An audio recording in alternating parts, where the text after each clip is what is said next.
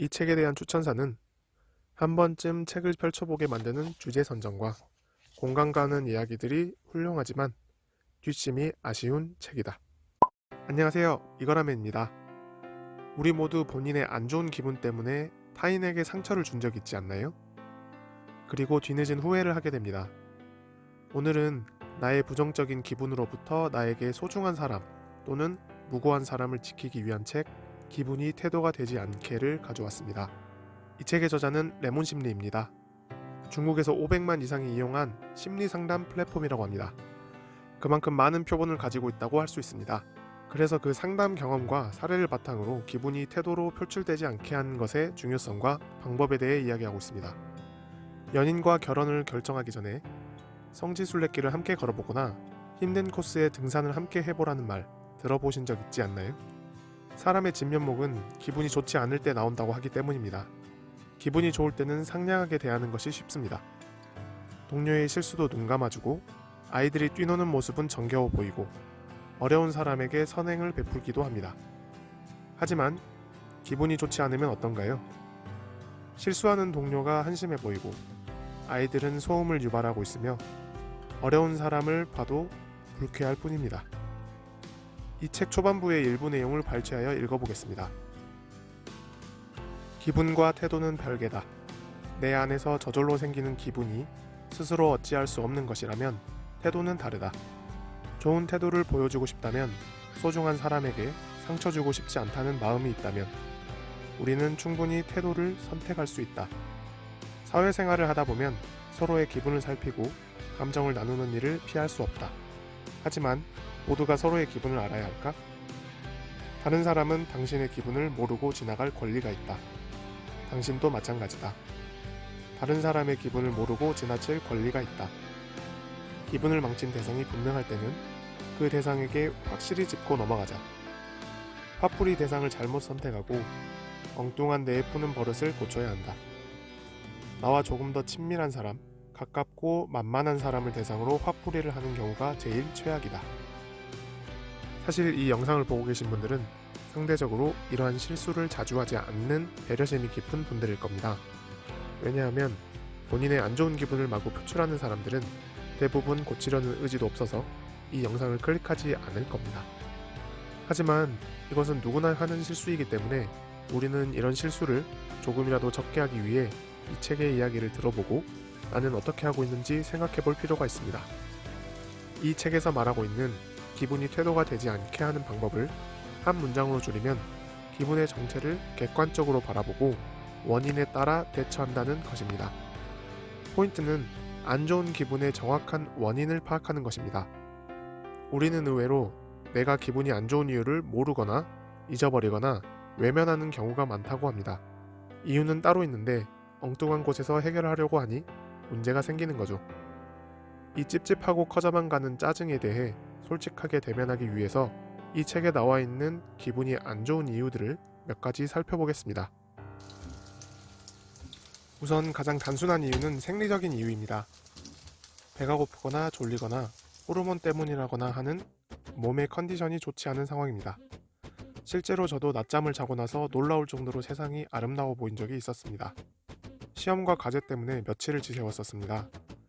시험을 끝내고 집에 가는 길에 자동차들 크락션 소리와 엔진 소리도 너무 시끄럽게 들렸고 스마트폰 인터넷도 잘 안 되는 것 같고 쌓여가는 단톡방 채팅도 짜증이 났습니다. 그런데 집에서 낮잠을 자고 나니까 시험 끝났다고 저를 찾아주는 단톡방의 친구들이 너무 고맙더라고요. 이상하게 기분이 좋지 않다면 본인 몸의 컨디션을 체크해 볼 필요가 있습니다. 그리고 해결할 수 있다면 빨리 해결해 줘야 합니다. 물론 지금 당장 원인을 해결하지 못할 수도 있습니다. 다이어트 중인데 음식을 많이 먹을 수도 없고 호르몬을 억제할 수도 없으니까요. 하지만 그 원인을 알고 머릿속으로 생각하고 있는 것만으로도 타인에게 태도로 표출하는 것을 줄일 수 있다고 합니다. 상대방으로 인한 짜증이 아니니까요. 부정적인 기분을 갖게 되는 또 다른 이유는 전염입니다.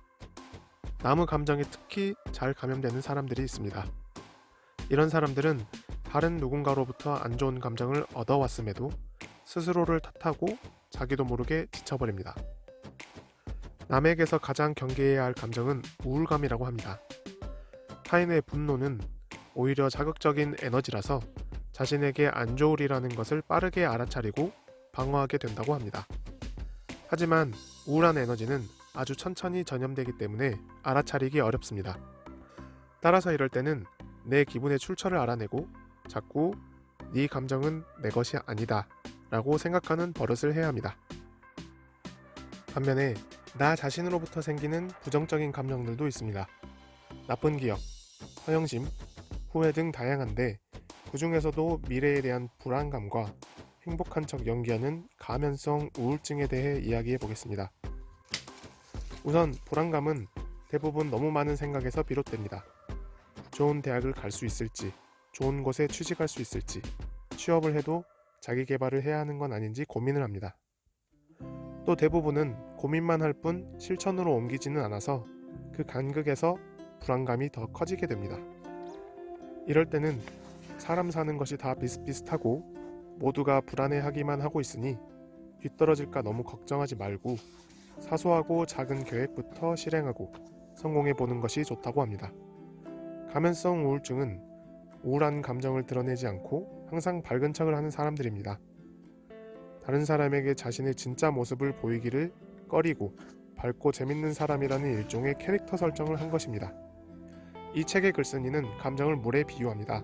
자꾸 자신을 억누른다면 흐르는 물을 댐으로 막아 저수지를 만드는 것과 마찬가지라고 합니다.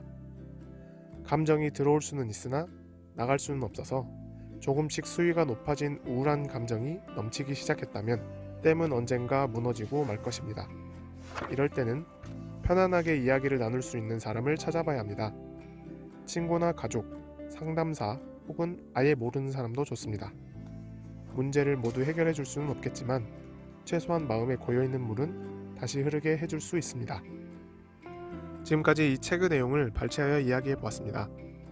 이 영상을 시청하신 분들도 본인의 부정적인 감정들이 조금씩이라도 해소가 되셨으면 하는 바람입니다. 또 한편으로는 자신의 감정을 잘 조절해서 무고한 사람들에게 전염시키지 않는 분들에게 감사합니다. 이 책은 소제목당 내용이 많지 않고 용어가 어렵지 않아서 쉽게 읽히는 책입니다. 하지만 그에 따른 단점도 있습니다. 글쓴이가 말하고자 하는 논지가 일반적인 우리 주변의 사례들로 이루어져 있어서 공감은 가지만 구체적이지 않고 정확한 연구 결과에 의한 것들이 아니라서 전문성이 떨어져 보이기도 합니다. 또한 중심 내용이 거의 앞쪽에 다 나오고 뒤쪽으로 갈수록 조금은 뻔하고 똑같은 이야기를 한다는 느낌이 있습니다. 그래서 이 책에 대한 추천사는 한 번쯤 책을 펼쳐보게 만드는 주제 선정과 공감 가는 이야기들이 훌륭하지만 뒷심이 아쉬운 책이다. 기분이 태도가 되지 않게 베라 맛보기 스푼은 여기까지입니다. 주실 의견이 있으시면 언제나 댓글로 주시고 다음에 또 다른 베스트셀러를 가지고 오도록 하겠습니다. 영상 끝까지 시청해주셔서 감사합니다. 이거라면이었습니다.